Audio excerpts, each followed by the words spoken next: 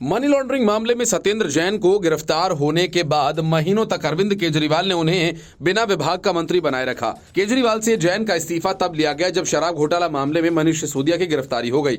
लेकिन पंजाब के सीएम भगवंत मान ने तो केजरीवाल से भी 2 कदम आगे निकलकर उन्होंने 2 साल कैद की सजा पाए अमन अरोड़ा से इस्तीफा लेना तो दूर, उन्हें मंत्री तक बना रखा है। इतना ही नहीं, अब सजा प्राप्त अमन अरोड़ा को 26 जनवरी को तिरंगा फहराने का जिम्मा भी दे दिया गया। भगवंत मान की इस हरकत से नाराज राज्यपाल बनवारीलाल पुरोहित ने करारा पत्र लिखकर भगवंत मान से जवाब तलब किया। गवर्नर ने आरोपों में घिरे अमन अरोड़ा को लेकर पंजाब सरकार को घेरा और कानूनी प्रक्रिया की अवहेलना के आरोप लगाए। पंजाब गवर्नर ने एक पत्र के जरिए पंजाब सरकार से अमन अरोड़ा पर लगे आरोपों के बारे में स्पष्टीकरण मांगा।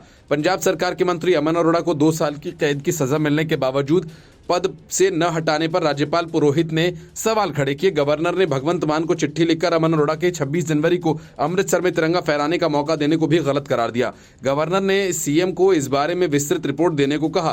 राज्यपाल ने कहा कि उनकी जानकारी में आया कि 21 दिसंबर 2023 को अदालत ने अरोड़ा को दोषी ठहराते हुए 2 साल की सजा सुनाई।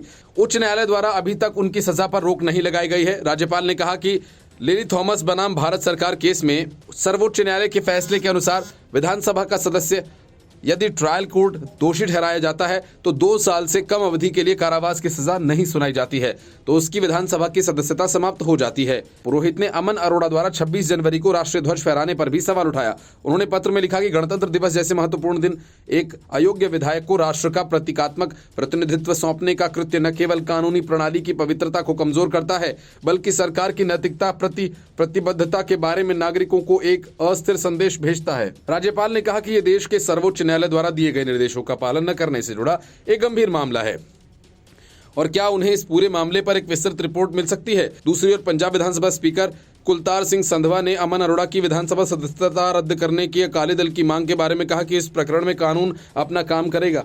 साथ ही उन्होंने कहा कि अभी उनके पास इस मामले की कोई आधिकारिक सूचना नहीं है। अब जब भी सूचना आएगी उस पर विधानसभा के नियम कायदों के अनुसार कार्रवाई होगी। पंजाब के कैबिनेट मंत्री अमन अरोड़ा सहित 9 लोगों को सुनाम कोर्ट ने 2 साल के कैद की सजा सुनाई थी। 15 साल पुराने केस में सुनाई गई सजा जिसमें उनके जीजा राजिंदर दीपा ने घर में घुसकर हमला करने का आरोप लगाया था। आईपीसी की धारा 452, 148 के तहत सभी आरोपियों को 2 साल की सजा और धारा 323 और 149 के तहत 1 साल की सजा सुनाई गई थी।